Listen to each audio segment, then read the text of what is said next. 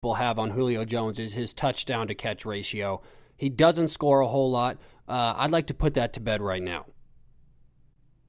Because what he does in between the scores is what really matters. It's not how many points you can score. It's not.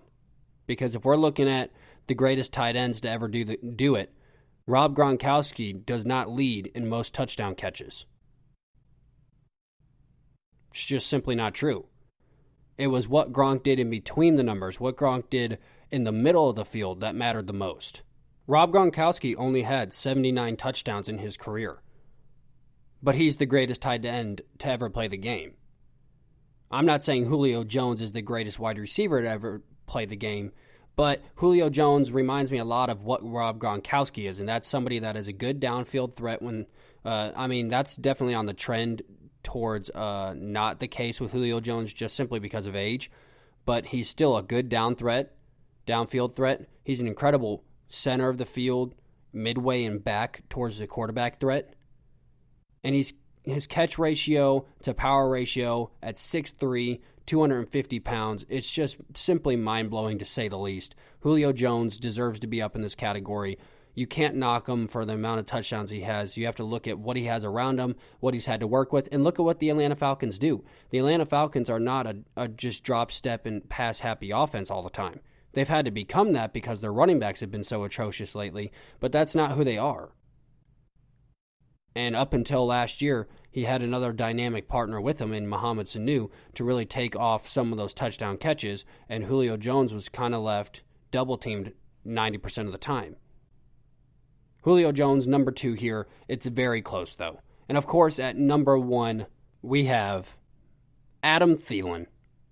What Adam? No, I'm just joking. Of course, it's Michael Thomas. It has to be.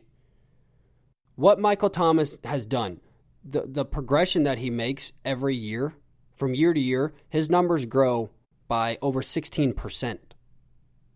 That's an astronomical number the further you go along into the season. If someone continues to grow by that much every single season, numbers-wise, you're doing something right. He has gone for 92, 1,100 yards, and 9 touchdowns in 2016. Then he goes to 104 to 1,200 to 5. Then he goes 125 to 1,400 to 9. Then he goes 149 to 1,700 to 9. He just set a record for receptions in one season, leading the league for the second consecutive year. Catches over 81.6% of his balls.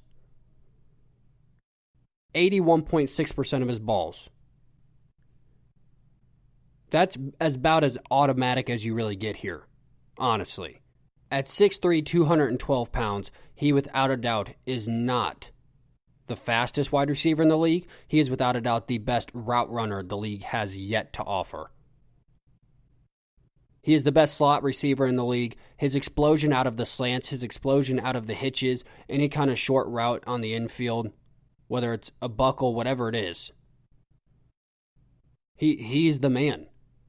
The best wide receiver in the league, Michael Thomas. It's very close. Julio Jones, if I'm looking at skill-wise, if I'm looking at size-wise, both very comparable. Julio Jones at 6'3", 235 pounds. I think I said 255 earlier. That would be insane. It's 235 pounds. But Michael Thomas, 6'3", 215 pounds, 212 pounds.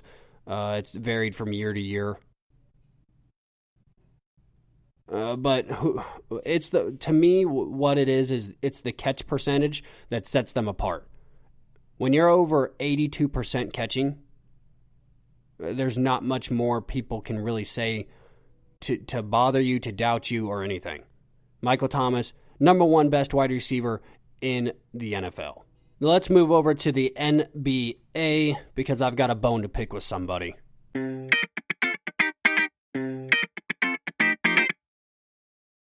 Skip Bayless made probably one of the most foolish decisions of his entire life this week.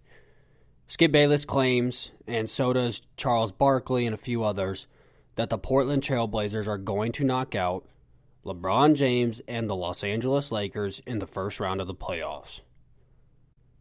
Now, here's my response to that. because this is something that I've gotten from a lot of people this week. I've heard a lot about it from just different people that I've been talking to. I'm going to give you hard, concrete evidence as to why these Los Angeles Lakers in no way can ever lose the first round to the Portland Trail Blazers. First and foremost, LeBron James has the most consecutive wins in the first round in NBA history, over names like Magic Johnson, James Worthy, Michael Cooper, Byron Scott. LeBron James has 21 consecutive wins in the first round. LeBron James is now 48-7 in first-round games in his entire career. That's right, he has only lost 7 first-round games. Not series, 7 first-round games in his entire NBA career. Also, another interesting fact, LeBron James is 12-0 in the first game of the first round of every series he's ever played. Every first series game that LeBron James has ever played, and it's up until his injury, when he didn't even make the playoffs, LeBron James is 12-0 in the first game of every first-round series. And what does LeBron James average in the first round of a playoff series? Let me tell you, 26 points per game, 9 rebounds per game, and over 7 assists career in the first round of a playoffs. Now, what LeBron James is doing this year is remarkable. He led the league in assists, got the assist record this year, averaging 25.6 points per game and averaging over 9.5 rebounds. So what does that mean? That means LeBron James is in rare form yet again, except he's only dishing out more assists this time around. Is LeBron James an early exit in the first round to the Portland Trail Blazers? No. Are you out of your mind? I mean, come on, Skip Bayless. Skip Bayless, please act like you have more than 6 brain cells in your head. The Portland Trail Blazers are talented, correct. The Portland Trail Blazers have a superstar in Damian Lillard, correct. The Portland Trail Blazers have a decent big man in Nurkic, correct. You know what the Portland Trail Blazers don't have? Defense. You know what the Portland Trail Blazers don't have?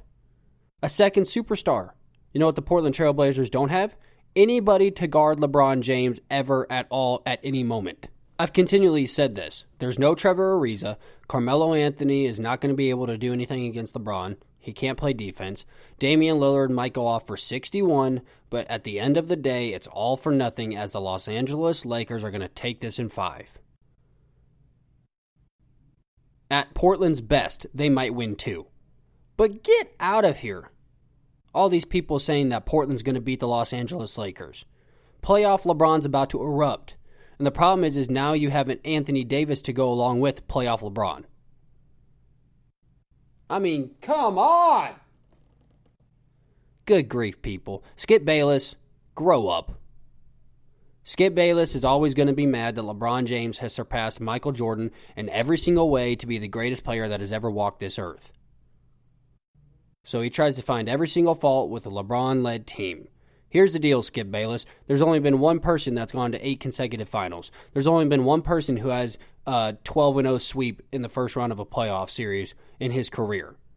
There's only been one person who has gone 48-7 in his career in the first round. Can we count Michael Jordan missing the first round? Oh, we can't? Exactly. Get it together.